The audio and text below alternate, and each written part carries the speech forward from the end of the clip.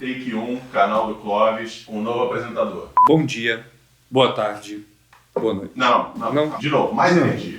Bom dia, boa tarde, boa noite! Calma. Aí você estoura o som, ferra o cara do áudio. Tá, desculpa. Tenta de novo. Bom dia, boa tarde, boa noite! Não, tá falso. Tá Mas assim, traz o Castelão de volta. Mano, que isso aqui? O que tá acontecendo aqui, Calma, mano? posso explicar? Caralho! Tá tudo bem. Esse não era o acordo, Clóvis. Não era o acordo. Você falou que ia me dar uma segunda chance, cara. Vai pro seu lugar antes que eu desista. Ok, No vamos. lugar. Caraca!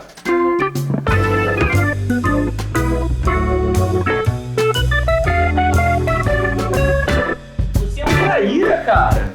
É um traíra. E falando em traição... Não acredito nisso! Bom dia, boa tarde, boa noite. Eu voltei agora pra ficar. Esse é mais um vídeo do canal do Clóvis. Eu sou o Castelão, eu tô aqui com o meu brother. Eu não sei. E com o meu brother... Brian. Nem tão brother, né? Hoje viemos trazer um debate eterno. Eterno, não, mas desde 1900. E é um debate que tá em volta sempre. E recentemente um youtuber decidiu falar sobre ele. Por que não outros youtubers comentar? Não sei, eu adoro porque o Neto super gosta quando eu falo que ele é youtuber. Fala, Neto. Primeiro que o tudo é teu cu. Segundo que eu tô muito puto com vocês, porque não é porque vocês estão me pagando essa porra aqui, vocês têm que me obrigar a falar da porra de um livro que eu não li. Neto, Qual é o livro? menos palavrão. O canal é pra família. Né? Hoje viemos trazer o debate que foi o debate do meu primeiro período na faculdade. Bentinho foi traído ou não pela Capitu? Ah não, esse é tubarão, né? Merda. Mas é um de suspense. Obrigado. Certo. Tá bom. Mas e aí? O que você acha? Então, eu acho que isso é o menos importante. Amém. Voz da razão. Por quê? Comente. Vamos lá.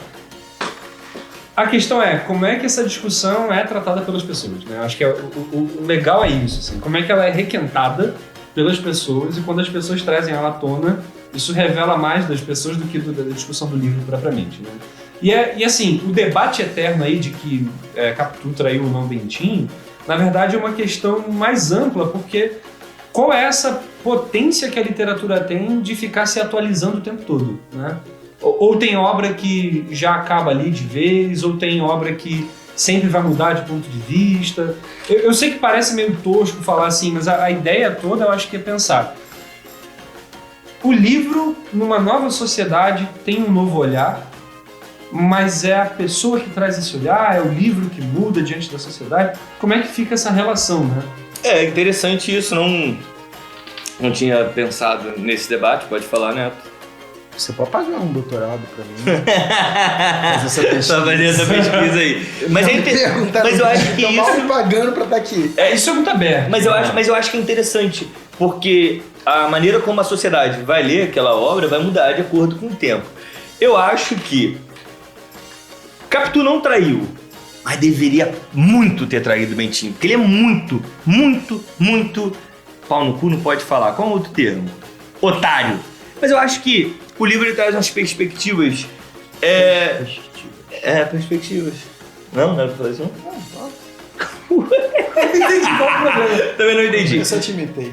Mas eu acho que o livro ele traz essa problemática. Por que volta esse debate o tempo todo? Eu acho que a gente pode pensar nisso.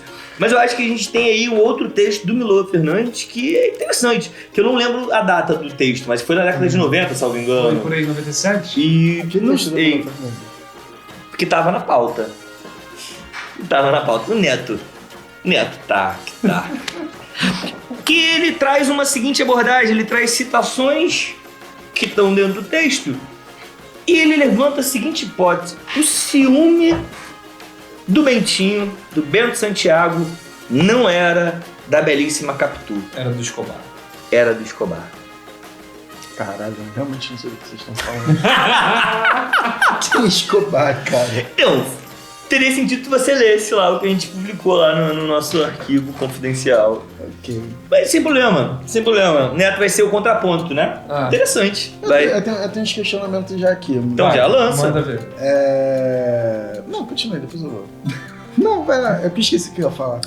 Ok. tudo bem. Mas eu acho que, olha, a maneira como... O primeiro ponto que a gente tem que levantar logo de cara é um livro de um ponto de vista apenas. De um cara... De um Dom Casmurro, né? Sim. Ou seja, de um cara amargurado, magoado, né? Eu acho que A ideia do narrador não confiável. Isso, porque ele diz logo no começo, né? É ele que diz... narra. Caralho, eu sou muito trouxa mesmo.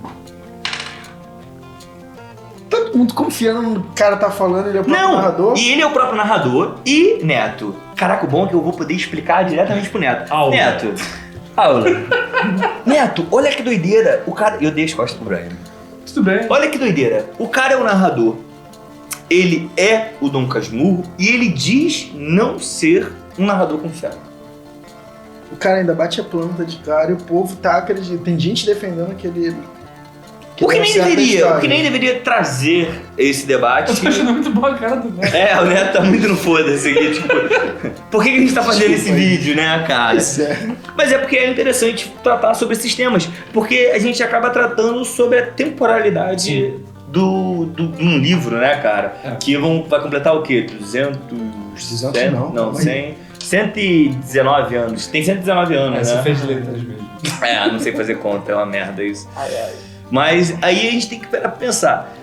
Primeiro, a gente já tem essa problemática, né? É um livro narrado por um cara que fala que não ser confiável, um cara extremamente mimado Sim. durante a vida e um cara que perdeu as duas pessoas que ele amava. As três, se contar o filho, mas talvez o filho ele não tenha amado, né? porque ele não sabe se Por é conta filho da dele. desconfiança dele.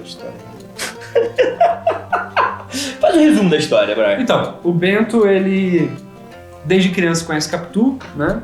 Ele gosta dessa menina, tem proximidade com ela. Parece que já rola ali uma certa aproximação afetiva entre eles e tudo mais. O Bento depois vai estudar para ser padre no internato, ele vai ser seminarista. Que é onde ele encontra o Escobar. Onde ele conhece o Escobar, que é um rapaz que fica muito próximo dele, vira um grande amigo dele lá dentro. Depois ele sai, ele consegue não ir para a vocação de padre que ele estava assumindo até então, faz um acordo. E ele vai estudar direito, vai ser um advogado. Isso é uma parada interessante também, porque ele usa o discurso retórico do advogado para poder se colocar na defesa. E depois ele começa a desconfiar que a Capitu está traindo ele com o Escobar, que é esse amigo dele. E depois a Capitu engravida, tem um filho, e ele começa a achar a criança muito parecida com o Escobar.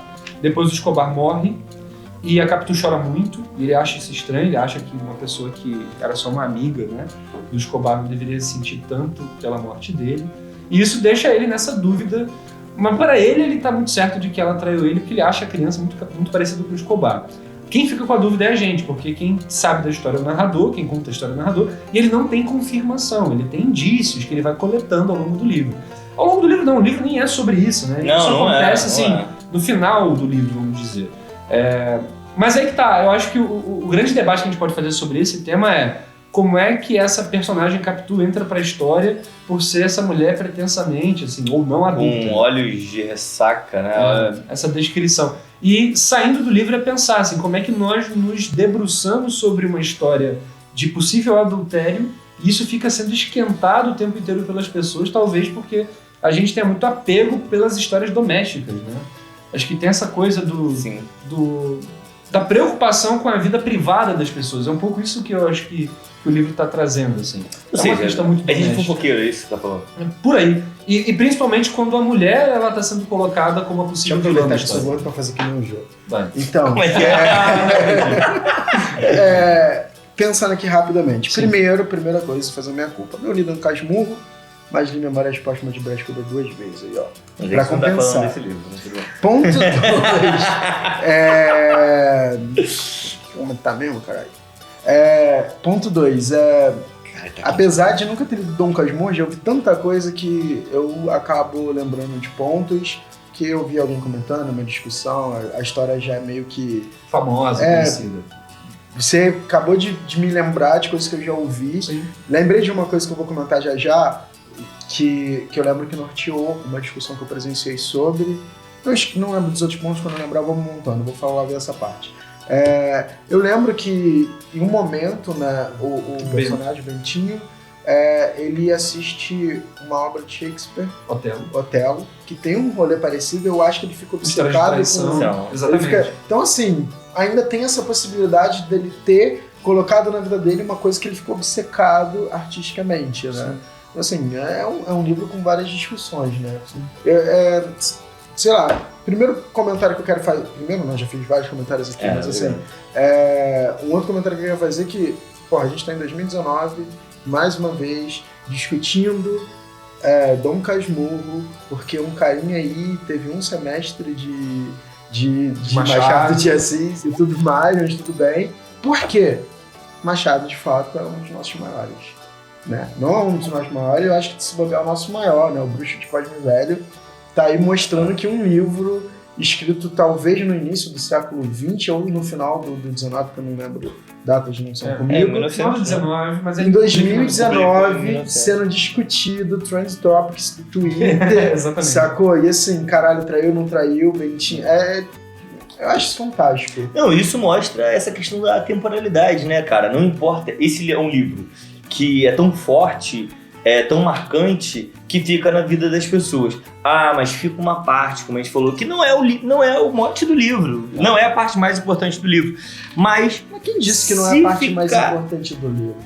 Sabe? Quem é que define isso, quem é que não define? Claro. Sabe? Então, mas a questão que eu tô falando é o seguinte, fica alguma coisa ali. Eu acho que quando o livro ele é bom, e aí é foda, a gente entra no bom, é bom pra quem, né? Mas enfim, quando o livro tem ali tem algo a mais pra acrescentar, vamos colocar assim, ele fica. E aí ele vai ter alguma coisa que vai retornar, que vai nortear, que vai voltar à pauta. Eu lembro de pelo menos umas 5 vezes esse tema voltando nos últimos tempos. Sim. E aí se a gente pega, por exemplo, aquela minissérie da Globo. Anual, né? Se a gente pega aquela minissérie global, que é muito boa, eu gosto muito, acho que ela foi muito, muito bem feita ali, que é Capitu. Sim. A gente já... Aquele debate ficou absurdo. E sempre o que tá me interessando em falar sobre isso com vocês também tem a ver com esse lance de a gente trazer à tona essa preocupação doméstica, né? Porque eu não vejo, por exemplo, o Brás Cubas ser... Tudo bem que Machado é sempre muito discutido. Sim. Mas eu não vejo as outras obras do Machado terem tanta repercussão. Porque ali era uma mulher sendo infiel. Exato. Talvez, eu acho. É o corno, né? Que aí o cara perdeu a honra. A honra do homem tá ali, foi rasgada. Mas quando é a mulher, foda-se, segue Só vai, tem né? uma questão do Machado que tem sido muito discutida atualmente, que é a questão do racismo na obra do Machado. Né? Porque tem essa briga, essa... Mas isso é recente, né? Não, é recente, é a única coisa que tem sido estudada. Porque é Capitu desde sempre, eu acho. Desde sempre, inclusive, assim, em relação à crítica da época do Machado, era dado como certo que a Capitu tinha traído. Assim. Era um livro sobre um cara que era corno. Resumindo, assim, publicamente. Isso me incomoda tanto, cara. Não tô falando da barba, não. Mas eu tô falando porque me incomoda, não. Cara, me incomoda muito essa questão da hombridade, sabe? Sim. Do ser homem não pode ser traído, a sua honra. Inclusive, legitimava crimes contra as mulheres, né? Sim. Porque poderia matar uma mulher porque você foi corno. E aí você tá defendendo a sua honra. Exato. Eu acho que é muito disso que você falou, Brian, do tipo, essa questão doméstica, sabe? Essa relação do lar. E eu acho que ficou muito marcado por ser uma mulher. É uma mulher que viola as leis da vida. Ou não, né, cara? Ou tá aí, não sei. É engraçado porque a gente tem até hoje um pouco dessa coisa de zombar o homem que é corno, né? Traído, que é corno. Seu corno, ó o boi aí. E a gente faz piada, faz meme com isso, que é aquela coisa do gado demais, né? Que é o cara que aceita tudo que a mulher pede pra ele fazer e tal, o cara que se curva demais a mulher e tal. E a reação final do Bento, do Bentinho, no livro, é muito essa, né? Essa que eu digo assim, uma reação violenta contra isso, porque ele envia Capitu e o filho, ou não, mas enfim, o filho, para Portugal com a promessa de ir pra lá, e ele nunca vai. Ele até vai algumas vezes, mas ele não avisa que ele está em Portugal, ele passeia, mas ele não avisa Capitu. E ele fica recebendo cartas da Capitu em sua casa, dizendo, tô com saudade, cadê você? Quando é que você vem? Ele nunca vai. E ela morre longe dele. Então, assim, pra não ser gado, o Bentinho vai lá e submete a sua mulher a isso, né? E aí, se a tese de que ela não traiu em momento algum vale, ele foi muito desgraçado com ela. Sim, E se ela o traiu... desgraçada com ele também. E se ela o traiu, ainda assim, porque ele condena ela a uma... E, bicho, eu acho que se ela o traiu, tá ótimo. Tá perfeito. Eu só queria voltar a um ponto. Tá ótimo, desculpa, tá ótimo não que ele fez, né? Tá ótimo, ele merecia ser traído. Não, o que ele fez pra mim é inadmissível. É inadmissível, não há nenhuma desculpa pra isso. Só que, na minha opinião, ele merecia muito ser traído. Muito. Corneado, essa é a palavra. Eu queria voltar na questão da temporalidade, porque tem um ponto que eu acho que é crucial para o Dom Casmurro, que está tão vivo na cultura brasileira como tá hoje, ainda é hoje, né, em 2019, que são os próprios recursos literários, né, a habilidade literária, a qualidade de escritor do Machado. Machado é, entre os brasileiros, talvez o meu favorito. E não é nem porque é o Machado, porque pode ser clichê essa coisa de tá lá, porque assim, é o Machado. Eu gosto muito de Jorge Amado, mas assim, foi por algum tempo, mas assim, os recursos literários, né, o que o Machado faz. Não é mais tão amado. Desculpa. Mas assim, o que acontece? Ele sabe muito. Voltinho para... O que foi? Primeiro foi que eu quase derrubei o bagulho aqui, pô. E ele tem uma qualidade como escritor que ele sabe muito bem o que está fazendo. Se a gente retornar aquele ensaio que ele publicou em Nova York, qual é o nome? Que ele faz uma crítica, o instinto de nacionalidade. Ele começa a apontar ali o que não funciona na literatura brasileira naquele momento, o que tem um futuro, como é que deveria ser. Aí, poxa, eu acho que se a gente estivesse lendo um texto parecido, como... Calma aí. Deu ruim nessa? Tá bom.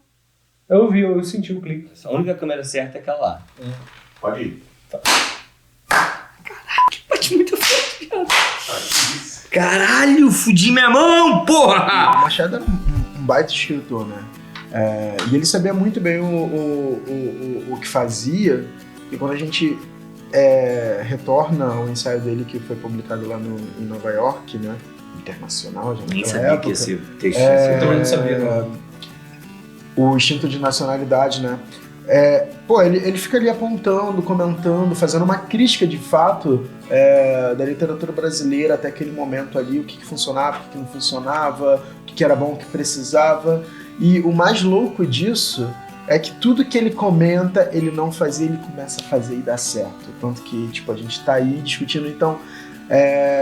a gente tá aqui na 2019, como eu quero falar de novo, discutindo Dom Casmurro. Em outras esferas a gente conversa sobre outros livros, o Alienista, os contos hoje em voga, como eu falei, sobre as questões raciais que estão ali mais presentes, pai contra mãe e por aí vai.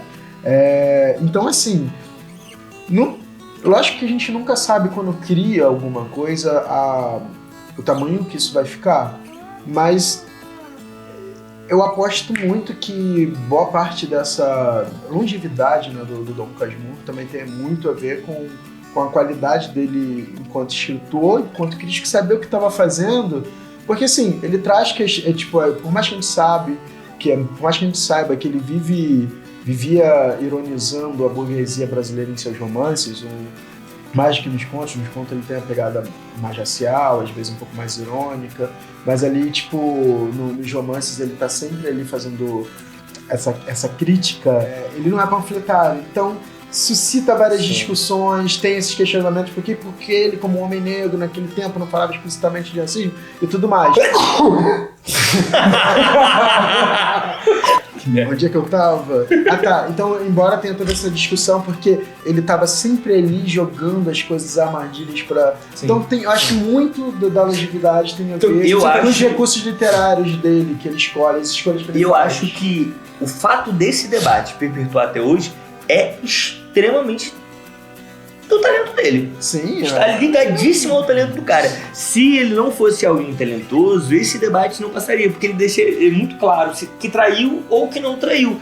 E ele deixa tão aberto, que a gente cria a hipótese de, na real, o Bento ser tão magoado porque Sim. ele é apaixonado pelo amigo, né? E parece, na verdade, que ele sabia isso que o Neto estava falando, que mexer com essa estrutura do triângulo amoroso e com essa dúvida da traição, parece que ele sabia que isso tinha um certo apelo, né? Sim. Porque o Machado ele é um escritor que ele passeia por diversas questões, mas a questão do adultério sempre é constante, Sim. mas nunca de maneira tão forte como fica no Dom Casmurro, Mas- porque no Dom Casmurro o personagem potencialmente traído é o narrador.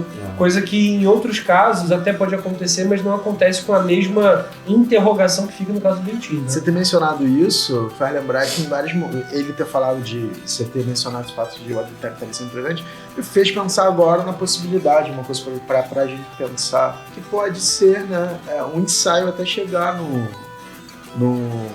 Dom Casmurro, né? Tipo, onde Ele eu testando. vou. Porque tem muito pode ser, disso, pode né? ser, né? E eu lembro agora uma coisa que eu achei muito boa quando eu li uma crítica que eu gosto bastante, eu acho que o nome dela é Parou Segal, é porque eu não sei pronunciar. Steven.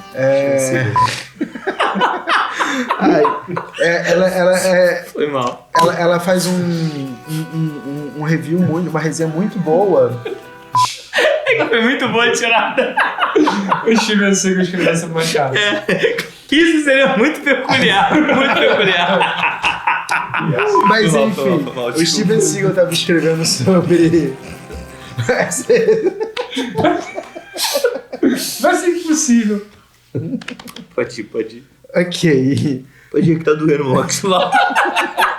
Você tá parecendo um Robotnik, cara. Caralho, pegou pesado, viado. Em que ela tá comentando uma obra que tinha sido publicada, traduzida lá. Eu não sei se era obra completa, mas era gigante, capa linda, muito bonita. Em que ela faz um comentário que traduz muito isso que a gente tá conversando do Machado, né? Dele talvez estar ensaiando passos, porque apesar dele aparentemente fazer isso em relação ao adultério, até chegar o Dom Casmurro, também tem outras questões relacionadas à burguesia que ficam mais claras e mais objetivas no Memórias Póstumas e com certeza em outros tópicos, né? Em outros pontos, né? Que ela comenta o seguinte, eu não esqueci, acho isso muito bonito, que ela diz que de repente, não vou lembrar as palavras certas, mas ela diz que de repente a escrita do Machado de Assis aconteceu. Porque tem aquele momento antes que todo mundo fala em crítica literária, né? Machado de uma era e Machado de outra era. Então, assim, em algum momento a escrita dele chegou. E assim, eu achei isso muito bonito, eu acho que isso traduz também, né? Porque o Dom Casmurro é um dos últimos dele e já tá nessa segunda fase ali. Então, muita coisa que ele foi maturando, que ele foi ali cozinhando. Sim, e aí mostra o trabalho dele, né, cara? Que é um trabalho excepcional, não tem como dizer. E nós não estaríamos falando aqui dele se ele não fosse foda, apesar de termos falado do Bukowski, tudo Claro. E para encerrar, assim, eu acho que é bacana pensar como é que nós também recebemos essas obras, né? Porque vou voltar na minha tese de que falar sobre a questão da Capitu é falar sobre uma preocupação do brasileiro com essas questões íntimas, né? Da vida conjugal, da expectativa sobre como é que a mulher deve se comportar em relação a isso, de como os homens também têm que se comportar na hipótese de serem traídos ou não, porque a gente acaba também, não estou culpando a gente, mas sem querer, quando a gente fala que o Bentinho, se não foi traído, deveria ter sido, a gente está usando a traição de uma mulher como uma punição, ou seja, a mulher ainda está sendo usada como um instrumento para pensar uma relação, né? Então tem essa questão que a gente está colocando sempre, que é sobre a gente, né, no fim das contas, né? E o Machado era um grande fã dessa dúvida, dessa interrogação, né? E a gente preenche com o que a gente tem a oferecer no momento. Isso pode ser uma influência da leitura que ele fazia dos russos também, né? Que tem muito essa Tem várias coisas, também. tem várias E coisas. só pra fechar esse gancho que você falou dos triângulos amorosos, da vida íntima, é a questão central das novelas hoje, né? Todas as novelas da maior Sim, emissora claro, do Brasil claro. tá ali, mesmo que não envolva traição e quase sempre envolve triângulos amorosos. Porque a gente se importa com a vida doméstica. Pois é. Na real, É é o o traço seguinte, brasileiro, né? na real, meu camarada, Lá vem ele. é que a gente é fofoqueiro. Essa é a realidade, a gente é fofoqueiro, a gente gosta de saber da vida alheia, entende? Infelizmente é isso, ou felizmente, vai saber. Temos um programa? Temos um programa. É isso, galera. A partir deste momento, eu espero que você reflita sobre o livro, que você leia o livro, porque é importante ler os livros, entendeu? Mas... Isso vale pra você e vale pra você. eu tô aqui falando especialmente pro Neto, né? Mas tudo bem. Mas eu espero que você leia o livro. Machado é incrível. Pode ter alguns percalços ali na língua em algum momento, porque você tem que entender que é uma linguagem que não é a sua. Mas não é tão difícil Não assim. é tão difícil, você consegue ultrapassar essa barreira. Tranquilo. Não é o Grande Por favor. Sertão Veredas, por exemplo, que esse tem uma dificuldade um pouco maior. Agora, se você aí acha que traiu ou não traiu, você fala pra gente, de repente você tem uma outra perspectiva. Nós trouxemos aqui a do Milô, nós trouxemos aqui as nossas perspectivas ao lermos o livro. Então, a ideia é que a partir de agora você crie a sua própria teoria. A gente não quer aqui ser a sua voz, a gente quer a voz de você, a gente quer ouvir você, a gente quer ler você. Não que eu vá comentar alguma coisa, mas se você gostou, você compartilha com amigo, deixa o like, o dislike. E é isso. Até a próxima, galera. Obrigado. Vou pedir pra se inscrever no canal. Tem que se inscrever no canal. Olha, eu fui demitido, quase demitido aí por não falar isso, mas tem que se inscrever. A sorte que alguém não soube. Porra, Eu não Ah, ia dizer nada, mas alguém ainda não porra, aprendeu Deus. desde o último vídeo. Mas também não aprendeu a abertura, né? Então é isso. Nada. Até a próxima, galera. Valeu.